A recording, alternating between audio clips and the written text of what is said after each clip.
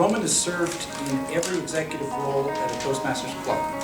For the past 22 years, Roman sold technology solutions as a sales executive. Prior to beginning his career in sales, Roman completed his master's degree in social studies and a Bachelor of Science in psychology. And today, Roman will lead our president's training. He will suggest how you can approach your role, organize your executive, and develop a leadership style with a different perspective. Please join me in a warm welcome for our session facilitator, Roman Spolak. What you're going to see here tonight is not a bunch of information that's going to be dumped. What I'm going to try to show you, and I'm hoping that you're going to walk away with, is a tool that will help you make decisions. Help you to identify where there's gaps in your club. Help you to motivate people, the other officers in your club, motivate them to reach for what their personal goal is. Okay? Because in Toastmasters, it's not about telling somebody what to do. It's about finding what somebody wants to do and giving them support to help them reach their goal. That's how Toastmasters motivates people. That's the definition of motivation. So I'm going to give you a tool today to help you identify the gaps. The gaps that might exist. This tool is going to help to identify the gaps that might exist with you. It's like a coaching tool in a sense. But it allows you as the leader to help your team members to get to their goals.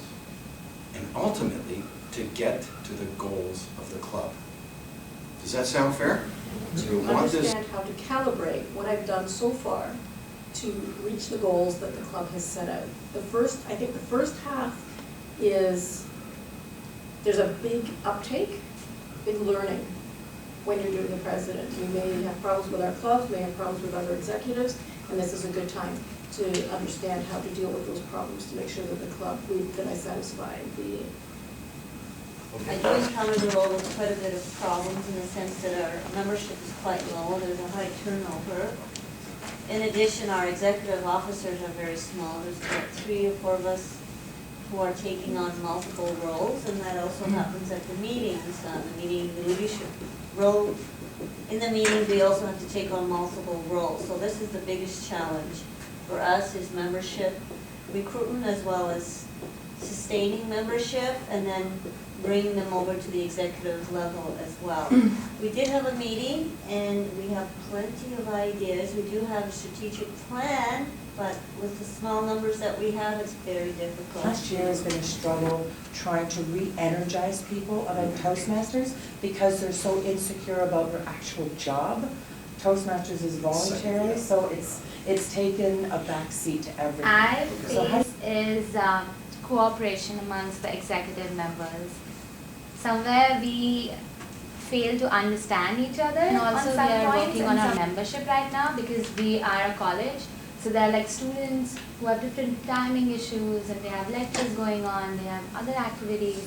So how to really tell them, okay, come to Toastmasters. Now that we have chartered, we're looking at increasing membership and getting our bearings as an executive team because there are a lot of new executives on the team. Happily, we do have some mentors in that to help coach us, but it's really understanding what our role is and defining our strategic plan for 2015 to... Defining a plan? We've been bounced around, so our club has always had 20 to 30 members, but we're just falling down now, but it's good, it's all good. Rooms moving around as well because there's a lot of reconstruction and revamping being done in college. So the space. We don't have a lot of challenges as far as attracting people. I think our challenge centers more around the fact that we take a break in the summer months and then to re-energize the members when they come back. We usually have a huge turnover around September. So then we have to kind of rebuild our membership base. We're getting a lot more corporate people, which is good and also a challenge because yes, you have a club that has a wide breadth of experience, but at the same time, you don't have, corporate people tend to be very busy people. So you don't get and we're obviously a volunteer organization, so you don't get the time commitment to do all the extra things that we need to do to kind of make sure that the club runs well. So it kind of falls on the shoulder mainly of the executive as opposed to all the members. And some of them go That's downtown, so it's difficult for them to get back up in time for the meeting, so we've lost a lot of members because of that. So we're having an open house at the end of the month and we're trying to just drum up some memberships. So hopefully we'll. So membership typically fluctuates. That's what we're going to explore. Is how to create success. All right? We can talk about problems and issues ad nauseum and we can get out of here tonight. But it's success. So we're going to say, let's leave that for a second. Let's leave that maybe completely. And let's say, what is the secret to gaining membership, to strengthen what you have? And with that strength, it attracts more people. People want to join a club that's successfully running and is invigorated. So it's, what is the mission, what does Toastmaster says is the mission of a club? We provide a supportive and positive learning experience in which members are empowered to develop communication and leadership skill, resulting in greater self-confidence and personal growth. So 2 key words, really. What does it do? Self-confidence and personal growth. But it's the self-confidence and personal growth. All right, so let's put that right up here. So what does that really mean? It means like people come to overcome the fear of public speaking, right? If we start putting some specifics to it. And also they start to discover who they are. They discover their voice. They discover their capacities. They discover their communication skills. They discover their leadership skills. Okay, so that's personal growth. Those are 2 things. Because each person has a different reason for coming, right? You can't sell somebody something they're not interested in. If they're here for leadership and you're trying to sell them communication, it's not going to work. If they're here to overcome their fear of public speaking, telling them they have to be an executive and do a leadership role, it's going to turn them off. So in a sense, you've got to understand what are we shooting for? If you flip to the sheet on this side, these categories that we wrote down here come from a workshop module that presidents that you will want to do in May or June. So your club will have an election at the end of June, or in May, sorry. It will be in May, and the new executive will be getting ready for the next year. And they'll get trained in July or August. So June 30th is our year end. And the presidents are tasked to find out what is, I'm going to say, the temperature of the club. Right? What are the gaps? What are the strengths of the club? And we're going to kind of run through that today because it will help us understand what we can do to help the club in the next 6 months, and then how we can help the executive in the club for the next year. Or how are your guests treated? Do you have a ritual? Well, what we do is we acknowledge them at the beginning of the meeting. It's done at it's within the agenda. To come in, what we do is offer a friendly voice or a welcoming smile. One of the executives there, and he will meet with the guest. We have a guest book, so we do and have them sign the guest book, provide an information package, and we are available at the end of the meeting to answer any more questions. What we do is let the person speak, introduce themselves to the other members, and why have they chosen to come here. Okay, so you try to find the reason. Yeah, try to find the Okay. reason. So that's very important because you know what you're doing, right? So Exactly. why are you doing it? Right. So Does that make sense? So Yeah. we want to know when a person walks in the door, what brought them there?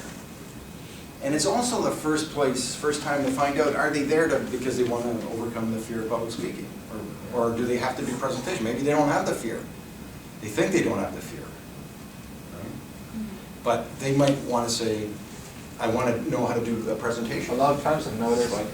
students who are coming into the boardroom, they get intimidated by the boardroom setting, the big comfy chairs. They're just used to the classroom setting. Right. So what I wrote down here is we kind of bribe them almost and entice them to come in by having the snacks and food on the other side of the boardroom? table. Yes. The boardroom setting, which is really important. Because like in corporate clubs, it's the same with us. When I was in the corporate club, to actually get into the boardroom instead of in a meeting room, kind of gives you a different sense of what the meeting's all about. All of a sudden, the meeting comes alive. It feels way more professional.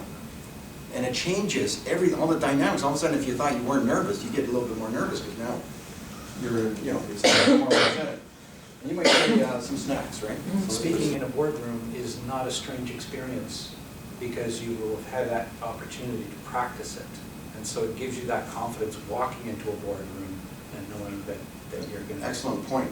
And the fact that you change rooms and change locations also gives you that familiarity of stepping into a new situation. It's like impromptu speaking when we do table topics. I'm now in a new environment. And just the tone of the meeting Exactly. That's a good totally word. changes Tone. because we know that our senior leadership team is like an earshot away.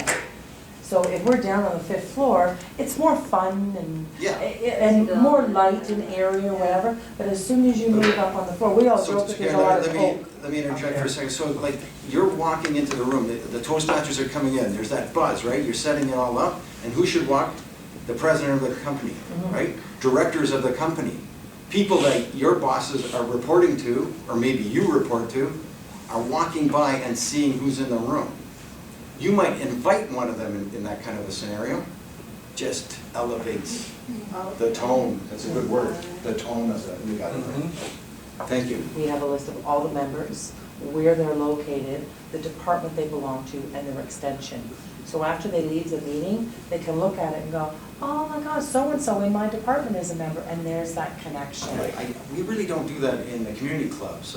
Some of that information is in the database on our website. But what I hear in that, and what I see when I visualize what you're describing, is a professionalism, right? And that's one of the things that Toastmasters aspires to, and you write this down too, is excellence.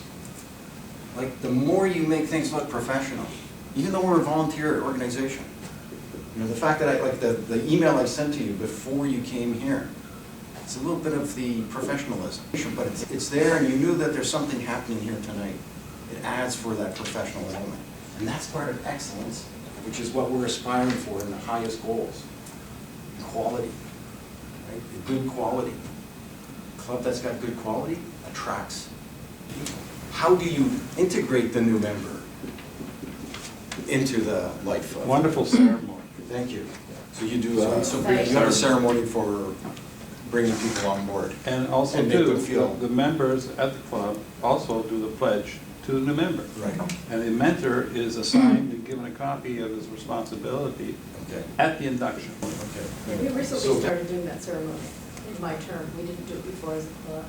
And we find it so moving for the people who are coming in. They come back into the room after they've been voted in, beaming, because people are clapping. They get their books, they get introduced to everybody, they get introduced to their mentor. It's a complete welcome for them, and they appreciate it. They give 100%. Yeah. We found. Yeah, we do the same. We have a ceremony. We present them with, we print out a colored certificate, Beautiful. welcoming them. We put it in a folder. We present it to them. We take a photo. We put that photo on our SharePoint site, like our corporate SharePoint site. And towards the end of the meeting, then we have just like snacks, like veggies and dip and something like that, just to welcome them. And during that time is when they can talk to other members in an informal, more of an informal setting and assign the mentor. And So that the kind of thing. idea is that they are stepping into a new phase of life, and it's important. And if you make them feel important right from the beginning, that's going to attract them and want to be part of something and maybe give something back. And the structure holds an importance around the whole thing. It's not just a wishy-washy ceremony and give you some food. It's structured, so it feels important, feels special, yeah. Okay. How do you think a person feels, I might be the only one here in this room right now, What do you think I felt like when I got my DTM? Great. Great. Satisfaction. And this feeling that you give to the new person who joins is getting exactly the same feeling. Like after you get your after you do everything you have to do in Toastmasters to get the DTM, you're just too tired, right? It's like, all right, good, it's over, I got it. But the person starting out is getting equally a bang, a huge emotional, bang for joining, and now they're feeling important, like, wow. And when you read the responsibilities, they go, hey, this means I have to do something. I'm committing to something now. Okay, Ed. The person that is chairing the open house earns a credit on their competent leadership manual. Every open house, you give an opportunity to earn a credit to a member to chair the open house. Yes, exactly. So recognize these things that are happening in your club. It's so important that we bring out that CL manual, especially for clubs that are struggling and trying to get going, new members, a lot of new members in the club.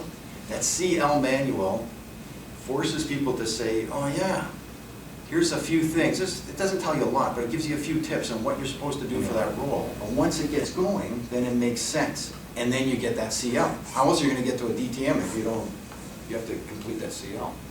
So Ed, you're making a great point. One thing feeds into the other. Just taking the CL one step at a time improves that person's leadership skills, and it improves the temperature. This year, we actually presented our DCP to the club, and so that they understand fully what we need to do as a club to meet the goals of being a distinguished club. And that really, really helped people. People all of a sudden sat up and said, okay, so if I do this, this, and this, that will help the club? So the presentation, because we haven't done it before at our club, back to the competent leader, is where this would fall. That people understand then that those leadership roles like grammarian and timer and all of that, each time you do something like that, So on June 30th, the Toastmasters International takes a snapshot of each club and say, what did you do, what did you accomplish this year? And they've, after many, many years, figured out these 10 criteria to measure a club with. Could it be measured differently? Yes. Do they measure it like, this is a simple way to measure it? And it's kind of effective, okay? I don't love it. We're an advanced club, so it doesn't make sense for us on some of the categories. But it doesn't matter, right? It is what it is. It's not a perfect thing.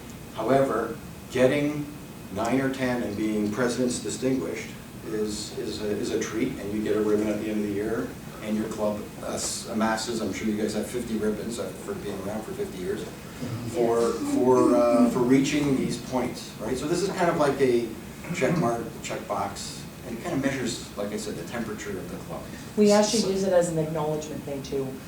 The last meeting of every month, we acknowledge the monthly, I guess, stages. If someone's completed their CC, we'll hold that up and I'll put a big red check mark, because we have ours laminated. Exactly. So I have those pens that you can wipe off every year. So I'll put a big red check, and we'll give the person an outstanding Toastmasters pin, and then we follow up with an email to their manager to say, hey, look at what so-and-so accomplished this month. So it goes towards their, because a lot of our members, being a corporate club, it's part of their annual IDP. Right. We all have to meet with our managers and create an individual development plan. That goes towards your annual bonus. These points are actually very difficult for some of the clubs, like the school clubs. Some of them are it's very difficult for them to achieve some of these awards because the turnover is very fast, but then they have an easier time with some other aspects of it. So that's why you don't have to get all 10 in order to have a successful club, but you try to get as many as you can. So the takeaway is, all of us have challenges, and you figured out ways of, meeting those challenges and motivating people, making it somebody's motivation, tying it into the corporate. I'm sure there's other programs in the company that get reviewed as well, not just Toastmasters. But if you choose to do Toastmasters, then you're motivated to do the Toastmasters thing. It's motivation, I agree with that, but it's also appreciation, being thankful. Okay, so let's write We that also down. appreciate it. More than that, More than that. Okay, more? Toastmasters, Fortune 500 companies, there are literally thousands of Toastmasters clubs in Fortune 500 companies, because corporations have figured out that it's a very inexpensive way to train their staff. Toastmasters teach how to speak so people will listen, but it also has a servant leadership program, is how to listen so people will talk.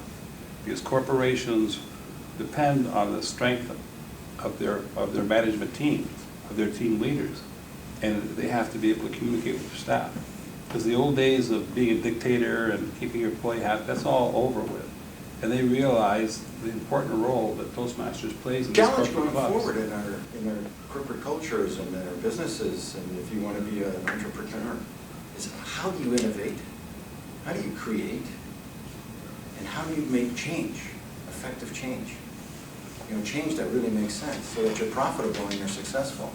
And it's funny that, you know, Toastmasters has been around for 90 years. Started out in the ages when dinosaurs were still walking around learning how to talk.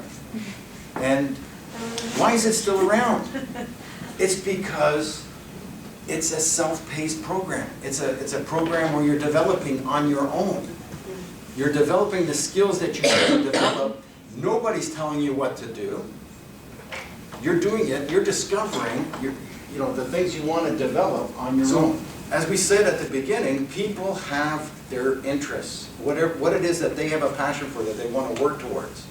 And our goal is to give the opportunities, and we're going to see more of this, for people to develop that passion.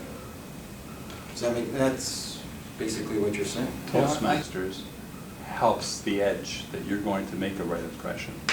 And that's the bottom line of the story. But it's not just the first impression, it's the first impression, it's the speaking impromptu, right? It's taking a leadership role in a group, in a work group, right? Or maybe in a division, to lead people in the direction that, or even just facilitate like we're doing here. I'm not teaching you, I'm facilitating to discover what it is that we know. Ed sharing what he knows, Karen sharing what she knows. We've heard from Lisa, from a club that's mature. Right? We're all sharing what we know and the experiences we have.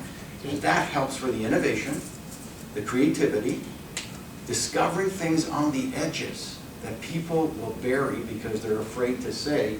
They come to Toastmasters, learn to become confident, and then can voice the ideas that are happening on the edges of the corporations. If you can convince people coming in the door the first day that we're going to help you become successful in your corporate career, they're listening. In the Toastmasters organization, and you work in, whether it's a club level or area level or whatever, district level, you learn to work together. And having that ability developed is going to help you anywhere you go in life, whether you are working in a corporate world or it's your own business. So I would say, I'd like to add teamwork in there. Teamwork and collaboration. So one of the characteristics of teamwork and collaboration is taking voice, making your point, hearing and listening to the other people who are making their points, being able to make a comment, provide feedback. What's feedback? Using the word I and saying, I heard you say this. Am I correct? Is that what you meant to say? That's what our evaluations are all about. And as we practice evaluations and becoming better evaluators, we're becoming better people to do feedback. And then we're able to talk to people on the edges of our organizations and help them express themselves. If it's not us helping ourselves express ourselves, we're helping other people to express themselves, helping them to improve in their careers. So again, it makes them want to go through this journey that we're going through to get to excellence because they know that we're helping them. We realize what it is because we've experienced the goodness ourselves. So we're here tonight because we have experienced some goodness and we can share our expertise, our experiences, our facilitation skills so that hopefully you're going back to do this in May or June with your club. You're going to be doing this.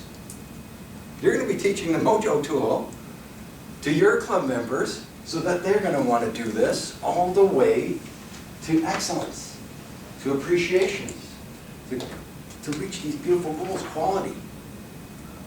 It doesn't happen. Over here, they're just coming into the room for the first time. They're nervous, right? They don't know anybody else in the room. They're scared, possibly, right? Fortunately, we all invite them. We make them feel good. And then, you want to do it? Okay, all right, go ahead. Do I put the pit of despair? Yes, okay. So they're going through this experience for the first time, and they're not sure if this is for them or not, right? Do you remember how it was for the first time you were going through this? You're not sure. Are these people my people? Are they going to criticize me? What is this evaluation? Why do I have to stand up here, put myself on the stage for 7 minutes, and then have everybody in the room staring at me, and then give me, some criticism? So what I'm drawing here for you today is what is called the hero's journey. Created this Joseph Campbell.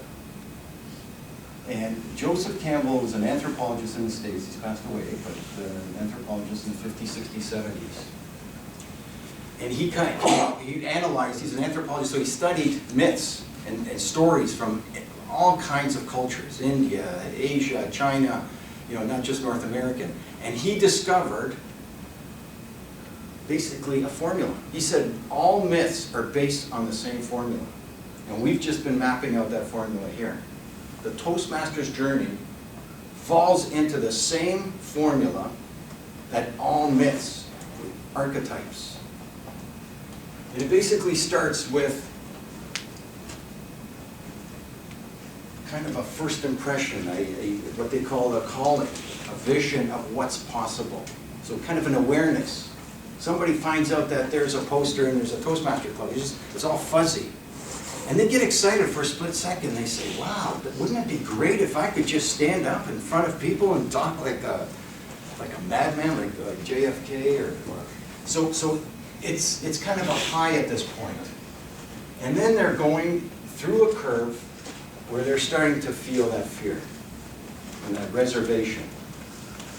And then it gets into the pit, or the valley of death down here. And then we want to get up here to this wonderful dream of reaching our nirvana. But what we start to see is these small things here. Boardrooms, table topics, good evaluations, people who care, all of a sudden help to pull the person through that pit of despair. When they want to leave, we do little things that we talked about, ritual, the welcoming, giving them the manual. We assign a mentor, and this mentor happens to be in many of the myths. There's a guide for our little hero journey who's in trouble, and all of a sudden there's some kind of a hero guru who's telling and whispering into the hero's ear. Yoda. The north, right? So she was the good witch. Yeah. So she was giving the clues, right, in the Wizard of Oz. So you get the clues, and all of a sudden you get the sense that I can get through this pit without losing everything I have. And when I get to the other side, I start to understand through help with other people that there's a CL manual, that there's projects, that there's shortcuts, that there's ways to do things, that there's tips and tricks, there's ways to connect, there's ways to engage people, there's ways to make humor. And the breakthrough is where everybody, just like we are in this room right now, are gelling. We get an idea, we don't debate the idea that we want to execute, it gets done. Say, how do we do it? When you're in this phase, you want excellence, you want quality. You don't have to debate it. Everybody knows that that's what we're shooting for. It becomes in your heart. What are the allies? Right? So you had a mentor here to help, to kind of push you through, to kind of paint the picture of what to expect. That's, the mentor saying, you can do it, you can do it. But the allies are us in the club saying, come on, we're pulling you. So you're getting a push from the mentor, but it's the people in the club saying, yeah, you can do it. looking down the chart of the people's phone, who can I phone to get help? Somebody dropped out of a role, who do I phone? Somebody else pops into that role and the meeting continues. So that's, your team is here. You're not doing it alone any longer. You start to discover your strength, and you're discovering strengths in the club that you can count, people you can count on. We can always count on somebody to do something, and everybody else has got a different strength. So if you were to take one thing away today, what did you hear today that you could actually feel you're inspired to go out and try to implement into your club? Is to make people feel wanted, make them feel important. Beautiful. Recognizing, it's up here, appreciation. It's such a beautiful thing. And when you appreciate somebody, when you recognize somebody in a club, and as a president of my club, I do it now at the end of every club meeting. I find something that I can say, thank you to this person. Because people listening discover that that's an important attribute for the club, and the person who is getting that recognition feels good. The pit of despair is actually a living place. It's not a place in people's imaginations. That is a place where people do turn back. And that's where we lose members. And I think about people starting Toastmasters with the goal of being excellent and gaining self-confidence and personal growth. And want to know what happens to them when they get into that pit. Like, why do they get there? And how can we help them get out so that we don't lose them as members? Right, so people who get discouraged with what, if they're up here and you think they're doing fine, but they can drop back in here for different reasons. It could be personal reasons, but it could be also reasons where this doesn't make sense anymore to them. Like they lose a relationship to their original values and purpose. And we haven't got time to get into that, but that's huge. Values and purpose. What are your values? You want to help people, service leadership, and we want to get better, and we want to become better leaders. So that's our, that's what gives us a high kind of thing, right? We get jazzed about this. As members, we try to help anyone that we feel might be sliding back into there to keep in mind what the end goal is. And if you keep in mind what the end goal is, so it's not necessarily this particular project that they're working on, or their speech, or the contest, or whatever, but what's the end goal? What's it going to do for you in the long run? I gather we are a bit lax on some of these qualities you mentioned there. I think that what we really need to focus is this hill on the left, before we hit the pit of despair, is that we need to really get those prospects and the guests, and then move them from guests to members, and we need to upgrade our first impression and also start having the ceremonies. When you did your introduction, you talked about strategic planning, but this strategic planning maybe is too early. This strategic planning is probably more important for you guys. That's right. Just to take that first, how are we doing it? How do we get that first person to come in, and how do we sell them to get through to at least to here, to want to come back next week and the week after, and then once they're here, they'll and we can work on those other ones. Exactly. But we have to have some kind of carrot. Well, as well. You do. You have senior members who are the, so they're carrot people. We have a DTM. And I think we're extremely good at the first impression, the orientation. People seem to come and join, and they're ready to go. As I said, we have, once they're into it, the self-confidence and personal growth. They get into their speeches and recognitions and that kind of thing. It's keeping that momentum going.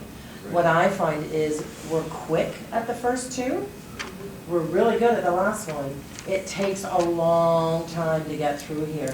So I'm just trying to kind of think of ways that you could minimize the timeline that they end up in that pit. Like make that journey small and away. So some new members come in September, they get their first speech underway, their orientation's done, they're ready to go, and bang, we're off for 2 months. So they hang in that pit, and then how to get them back in February. So Karen, we're not gonna With solve the that same problem. energy that they Yes. left in November. But what I'm hearing right now is your strategic plan with your, meet with your executive, right, for a couple of Yeah, we gotta brainstorm and right in realize there. that. You know where to Yeah. focus some of your. But that's what I got out of that, Yes. thank you, Roman, Yeah, that's so excellent. you kind of looking, what's happening. Shorten that time. Does mentor needed, or do you have to Yeah. define what the different programs are? Do you want to do workshops? There's 20 different workshops available. Yeah. Maybe workshops will get people excited for half an And hour. what I would take from here is not really look at short term, but have a longer game plan. So we are looking at long term and not really short term. So we aim for excellence, and then we want to appreciate people who actually spend their time. And in this world, we are always trying to make the right impression. So that's what we need to put in their heads. Yes, if you join Toastmasters, yes, it's gonna make a right impression. So what's interesting is you might take your executive, and whoever's interested, it just doesn't have to be the executive, you can invite other people, but you can have this kind of brainstorming or strategic, and say, what are our purpose and values? Yeah. Especially for us. We may not have the same ones that everybody else has, but what is it for your club? Because you are unique, the students have a unique. So what is it that and then if you can get that agreement with the people who are in the room, they're selling that vision, that dream Yeah, thank you. to the next people. Spirit. For us, yes, we definitely need to work on more recognition. That's one thing we need to focus on. Recognize the achievements of the different guests, the different members that have come in, how they're progressing along. As well, I think it's interesting that you guys have the formalized orientation, which is something we do not have at all. So that's something that I'm going to have to brainstorm a little bit and see what kind of formalized orientation would work in our club. Strike a committee, right? Get your executives to meet on a different night. And just have a point where, hey, we really want to get this right? Let's spend the time, because we're learning leadership skills doing it. We're actually feeling the leadership piece. Yeah, If you get it right, you're on to the next thing. Yeah, that's a very good point as well. Goal of every member of our club to one day achieve excellence and become certified leaders with people skills. The Toastmaster member gets there at the same time the leader does, and that's utopia for a leader, and that's a sense of satisfaction. And Toastmasters is something that corporations look to get well-balanced people with leadership skills. And in the job world, there's hard skills and soft skills. And the soft skills is really what just about every organization today is starving for. So when you build up your soft skills, you become a much more marketable individual. And these soft skills are basically behind all. They have competent leaders that listen, that communicate with their teams, that make their department successful. That's utopia for a corporation. And corporations got a bargain when they have Toastmasters inside their organization. I think what I'm taking away from this training session is mentoring and recognition. We need to work on establishing name cards, right? Because students need that sense of belonging. They don't want to be the anonymous person, leaving as an anonymous person, and then coming back as a new person. They should be there, be recognized, let other people know their name, their title, if they have a title. So when they come the next day, they've already been introduced, or there's been some sort of exposition to the other students. In our club are these tags. We have one for everybody in our club, and then we even have some for guests who keep coming around. He prints them so that they feel like they're already part of the club. The two areas that I think our club needs to work on, oddly enough, the pit and the high point. For us, we have the same issue, like I said, with that 2-month break. Yeah. So you get the members that come in around, May, June, and they're all excited. We end up with a big spring fling where we're acknowledging new members and all of that, and they're getting a sense of belonging. So we do the first part of the wave like really well. but then you lose them when they get into that pit. So we Yeah. need to figure out our way to lessening that depth of the You pit. know, it's the funniest things, because culture gets, you know, this is part of the thing in the pit. Culture is something that we think we can't change, right? And it's us as well, like, we can't change. You know, I'm in a habit, I can't, you know, do something differently. I can't change, like, I can change, right? And we can change the fact that clubs don't meet in the summer. Our club meets in the summer, and we have the exact same space as you do. Meet with your executive, and see if you can say, look, we don't need 40 people to be at our club in the middle of the summer, but let's meet once a month or 2 times, you know, a month for the thing, and let's not lose that momentum. And if, you know, 10 people say, no, okay, fine, we'll see you in September. But there are going to be people who are interested. Maybe a special event at the end of that 2-month Well, I gap. consider party. it doing an event, like just a membership event in the summer to kind of get us back together. or at least Barbecue. A barbecue or something. End of August. Not necessarily meetings, but just get us, you know, reacquainted during the summer and not have that. And so you want to break that cultural, you know, jam, that wall, right? You want to create something new and say that we're going to do that, and it's going to attack maybe that problem. And the other thing that we need to work on is, we have a number of members that have been with us for very long periods of time. So they've gotten to that self-confidence level, Right. but then they also kind of, it's almost like they lose their way. They have to reset. Yeah, they're going back down again. Yeah, Right? they have to reset their what motivated them to We're get saying, there, look, and there's another value that you can give back to Toastmasters that still propels your career, but you're giving back, and it's meaningful to you. So there, you know, then you meet and talk about that challenge and how to overcome. Beautiful. There's no way, like, this is in your mind now. And it's a tool that you can say, what is the problem? Let me go through this by yourself, and then you can share it with your team. Where are we on that? On the curve. As a club, where is this member? For evaluation, you said only bring out the positive in the person. But then, Strengths and positives. yeah, but then what if you really want to bring out what you can do better? So we say hello, Yeah. as the stuff, the positive stuff, and grow is working, you know, give an example. So if you give an example of how to grow, then that makes a positive impact. Or what I like to use is, if you want to give your message even more impact, I would suggest, so it's not, you're not saying that they need improvement. It's your opinion on how they can make that message more impactful. All right, guys, it's over. We're done with it. It's over.